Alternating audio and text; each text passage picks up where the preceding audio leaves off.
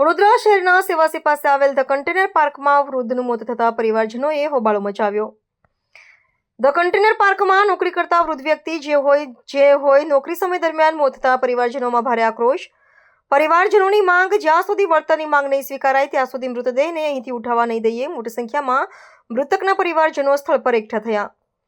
મૃતકનું નામ હરિજન ગોપાલભાઈ, જેઓ આ ધ કન્ટેનર પાર્કમાં સાફ સફાઈની કામગીરી કરતા હતા। ગત રાત્રિના સમયે ધ કન્ટેનર સંચાલક દ્વારા હરિજન ગોપાલભાઈને રાત્રિના સમયે નોકરી પર પરત બોલાવ્યા હતા। સિક્યુરિટીની જવાબદારી સોંપી હતી અને તેમનું અચાનક મોત થતાં પરિવારજનોએ આક્ષેપ લગાવ્યો।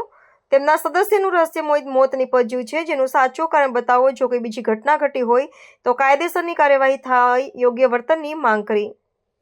ઘટના સ્થળ લક્ષ્મીપુરા પોલીસ સ્ટેશનનો સ્ટાફ, SCPI પોલીસ સ્ટાફ સહિત ઘટના સ્થળે પહોંચી પરિવારજનોને સમજાવી મૃતદેહને ગોત્રી હોસ્પિટલ પોસ્ટમોર્ટમ અર્થે ખસેડવાની તજવીજ હાથ ધરી।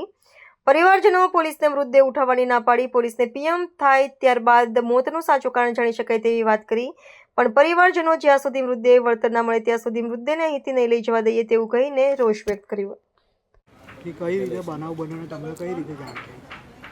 આ ગોપાલભાઈ સાહેબ આ હોટલની અંદર સફાઈ કામદાર તરીકે નોકરી કરે છે, પણ 4 વાગે નોકરી પર આવ્યા હતા। 4 વાગે નોકરી પર આવ્યા પછી 1 વાગે ઘરે ગયા, અહીં બાજુમાં રહે છે પાર્ટી પ્લોટમાં, અને રાત્રે 1 વાગ્યા પછી અહીંયા આવ્યા અને સિક્યુરિટી તરીકે નોકરી એમને બોલાયા અને સિક્યુરિટીની નોકરી તરીકે બોલાયા અને રાત્રે કેટલા વાગે મરી ગયા છે એ સવારે આ સંજયભાઈના મમ્મી અહીંયા એમને બોલાવવા માટે આવ્યા ત્યારે ખબર પડી કે મરી ગયા છે।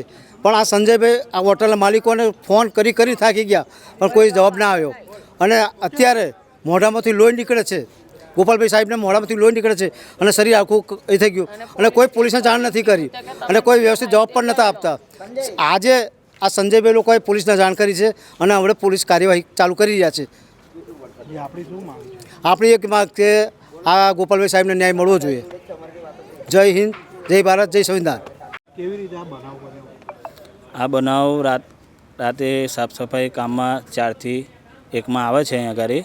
ત્યારબાદ એમને પાછા આ સ્ટાફે એમને એવું કીધું કે સિક્યુરિટી કોઈ આવ્યું છે નથી, એટલે તમારે કે ગોપાલભાઈ અહીં કામ પર આવવું પડશે, એટલે અહીંયા કામ પર આવ્યા હતા 1 વાગ્યા પછી।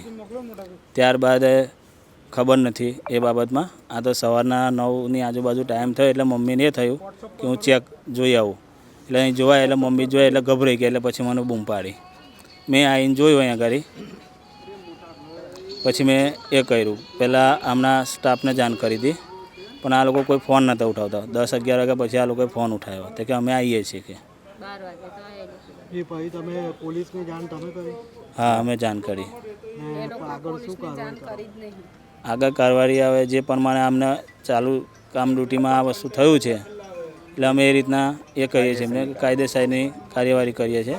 જે તમારાથી એ થાય એ કરો એમ। શું નામ હતું તમારું? ગોપાલભાઈ કરશનભાઈ। ઉંમર? ઉંમર 72ની આજુબાજુ।